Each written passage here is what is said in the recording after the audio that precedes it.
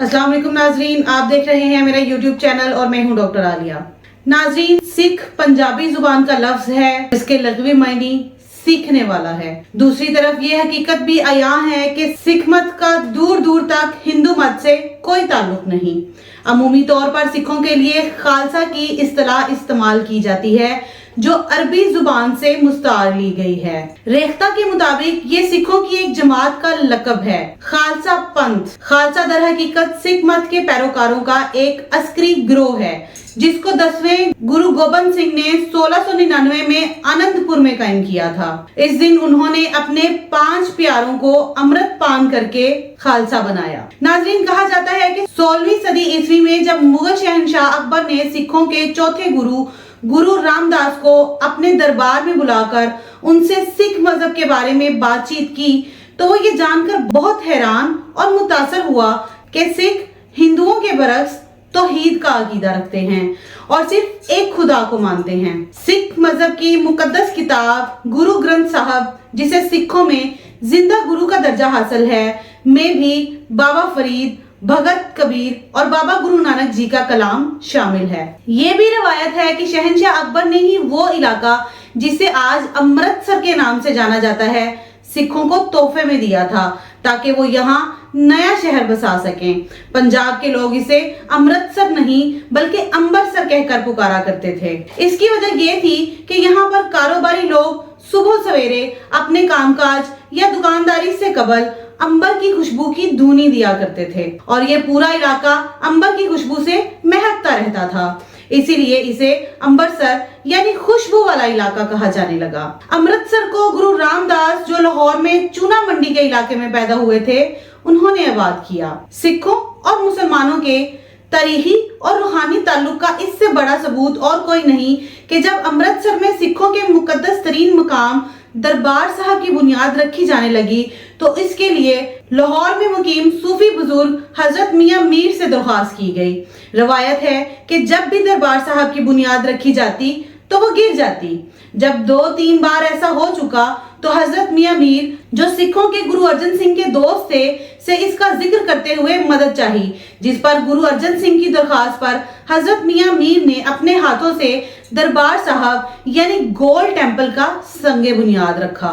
बरहमन हिंदुओं का ये दावा कि इससे पहले मंदिर बनाया गया था कतई गलत और सिखों की मजहबी तारीख से सख्त ज्यादती है। ये इसी तरह है जैसे अयोध्या की बाबरी मस्जिद के बारे में एक प्रोपेगेंडा किया गया कि यहाँ पर पहले राम मंदिर था और अब जिसे शहीद करने के बाद दोबारा मंदिर तामीर किया जा रहा है। हालांकि तारीखदान इस दावे को सफेद झूठ करार देते हैं। नाज़रीन, सवाल ये है कि अमृतसर में गोल्डन टेम्पल की जगह अगर किसी मंदिर की बुनियाद रखी जाती तो वो सूफी बुजुर्ग जो लाहौर में बुत परस्ती के खिलाफ तबलीग किया करते थे, वो कैसे लाहौर से अमृतसर जाकर एक बुत कते का संगे बुनियाद रख सकते थे? हकीकत ये है कि बाबा गुरु नानक की तालीमात की वजह से हिंदू धड़ाधड़ उनकी जानिब माइल होने लगे और ब्राह्मणों ने जब देखा कि हिंदू बड़ी तादाद में सिख मजहब इख्तियार करते जा रहे हैं तो ब्राह्मण सिख मत का दुश्मन बन गया। इसे सबसे ज्यादा तकलीफ इस बात पर थी कि एक खुदा की इबादत की यकसानियत की वजह से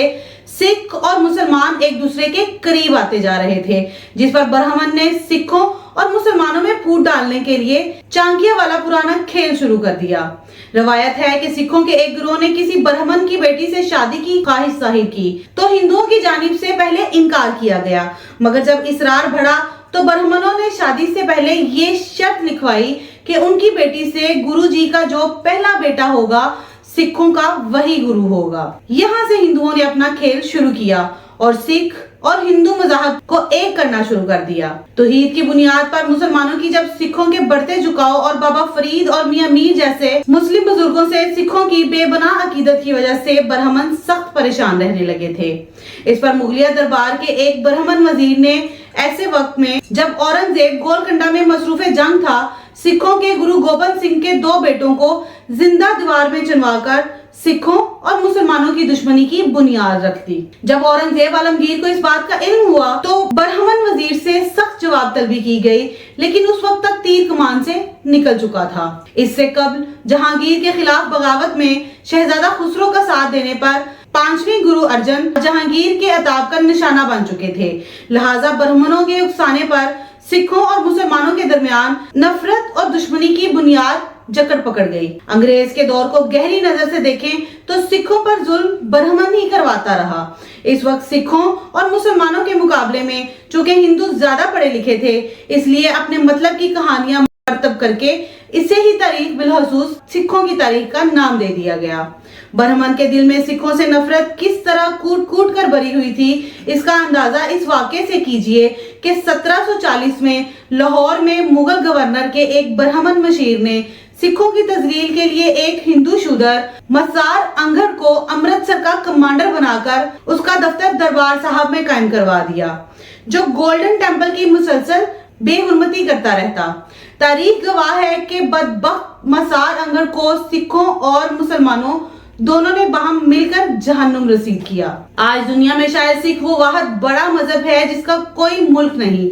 1947 में सिखों को मशरकी पंजाब, फरीदकोट, पटियाला और हरियाणा पर मुश्तमिल फुल्कियां स्टेट, जिसे फुल्कियां भी कहा जाता है, बनाने की पेशकश की गई थी, लेकिन मास्टर तारा सिंह, जिसे अमृतसर में हिंदुओं के एक स्कूल के प्राइमरी उस्ताद से सिखों का लीडर बना दिया गया था, ने कांग्रेस के कहने पर न सिर्फ इस तजवीज को नाकाम बना दिया, बल्कि पूरे पंजाब में हिजरत के दौरान लाखों इंसानों को एक दूसरे के हाथों कत्ल करा दिया। इंडियन नेशनल कांग्रेस ने 1920 में ऐलान किया था कि आजादी के बाद जुबान की बुनियाद पर रियासतें कायम की जाएंगी, और ये वादा 1928 में मोतीलाल नेहरू रिपोर्ट में भी शामिल था।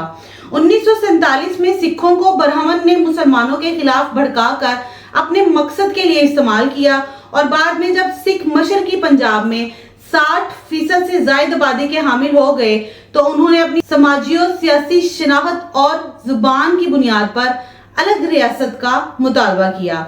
मगर 1955 में भारत में पंजाबी सूबे के हक में लगने वाले नारों पर पाबंदी आयद कर दी गई और मास्टर तारा सिंह को गिरफ्तार कर लिया गया। अलबत्ता सिखों की तहरीक कभी थमी नहीं और कभी मध्यम और कभी तेज अंदाज में आगे बढ़ती रही। इंदिरा गांधी के अपने सिख मुहाफिजों के हाथों हलाकत की खबर मिलते ही दिल्ली और उत्तर प्रदेश में सिखों पर दावा बोल दिया गया। सिख रहनुमा आज भी उस वक्त को याद करके अफसोस करते हैं कि जब कांग्रेस के एजेंट मास्टर तारा सिंह की बात मानकर उन्होंने अपनी अलैदा पहचान खत्म कर दी और बरहमन का साथ दिया। मास्टर तारा सिंह की इस गलती की सजा पूरी सिख कौम आज तक भुगत रही है।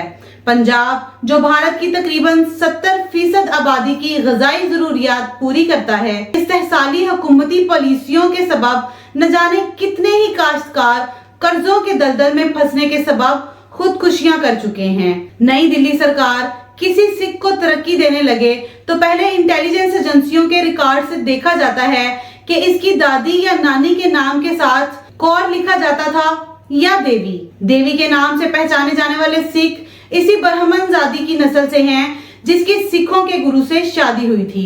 कहते हैं कि भारत के साबिक आर्मी चीफ बिक्रम सिंह की खुफिया फाइल पर भी इसी बात को अहमियत दी गई थी कि ये किसी कौर का नहीं बल्कि देवी का बेटा है। अब तक के लिए इतना ही, मिलते हैं एक नई वीडियो में, तब तक के लिए अल्लाह हाफिज।